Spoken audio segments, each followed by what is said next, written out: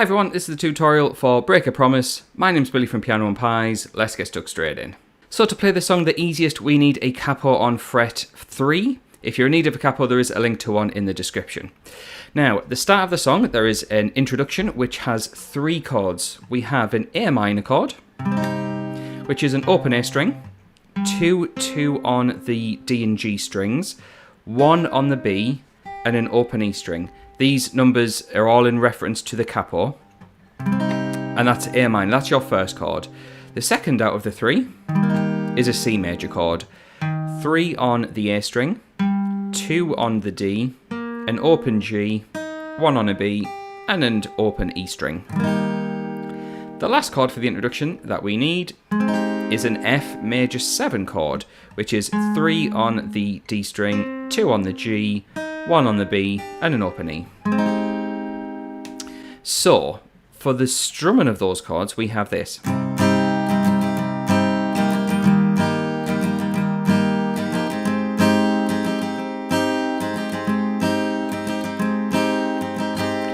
Just to break that down, we have 1, 2, 3, 4, 1, 2, 3, 4, which slowly is.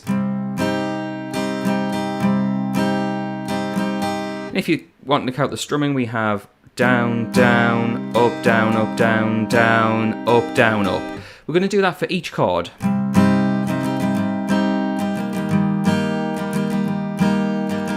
However, when we get to the F major chord, double it up.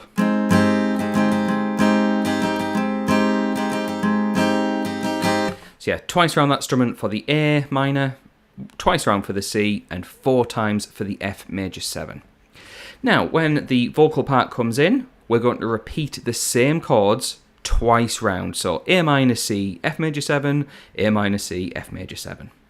We then get to a pre-chorus, and that's where we have a few differences. And it's just worth mentioning that if you would like the chord chart for this, as well as the chords and the lyrics matched up, let's say you want to sing along to the track and play along with the chords, or let's say you just want to cover it yourself and you need to know which chord goes with which lyric, then head on over to Patreon. There is a link in the description, and you get everything wrote out professionally for the cost of a coffee. So, more about that later, but let's dig in with this pre-chorus, which thankfully starts off in the same way. Watch out for the end of it, because there is a difference. We have the A minor, C, and 2 lots of the F major 7. Up to now it's the same. However, A minor, C, F major 7, and then we sustain a G major chord. Now, G major is a new chord for this song. We have 3 on the E string, 2 on the A, 0, 0, 0, that's the D, G, and B strings, and a 3 on the high E string. And for the pre-chorus, we'll sustain that chord. So all I mean by that is we play it once and let it ring out for the 4 beats. So after you've played that pre-chorus section, we now have a chorus, and the chorus mixes things up again and changes the chords ever so slightly. So we have, for the chorus, C major.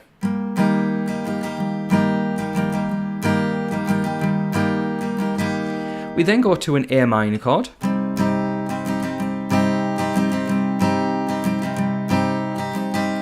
Now, here's where we have a little bit of a difference.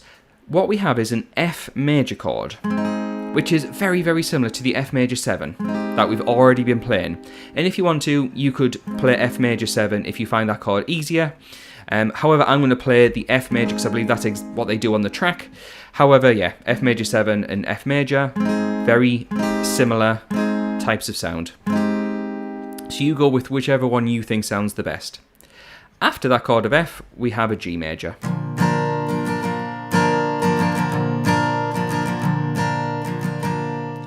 So what I'm going to do is play through the full chorus, just so you can hear what it sounds like without me talking over the top of it.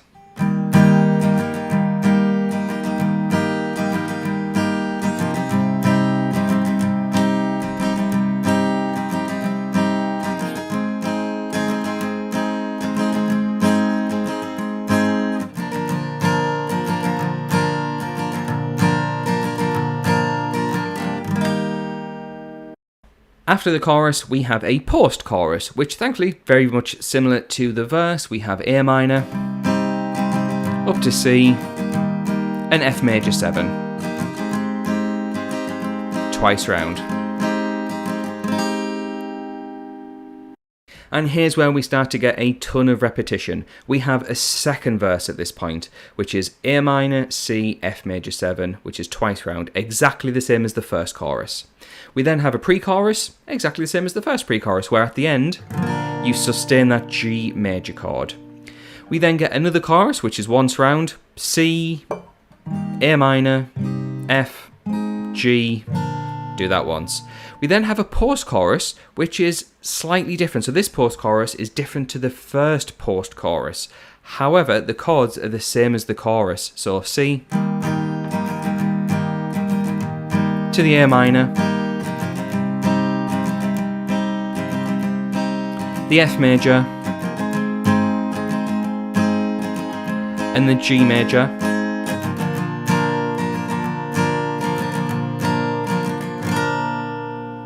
We then get to the final part of the song where things change again. So yeah, it might be worth checking out those links over on Patreon so you get everything wrought out professionally. Now, the outro, there's one main difference. The chords are going to be just about the same as the chorus with an addition at the end, but we sustain the first couple of chords. And all I mean by sustain is just letting them ring out, just like what we did earlier with the G major. So the outro has a C major chord, 1, 2, 3, 4, 5, 6, 7, 8. A minor 3, 4, 5, 6, 7, 8.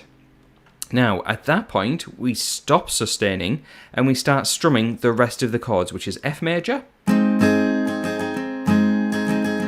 to G major.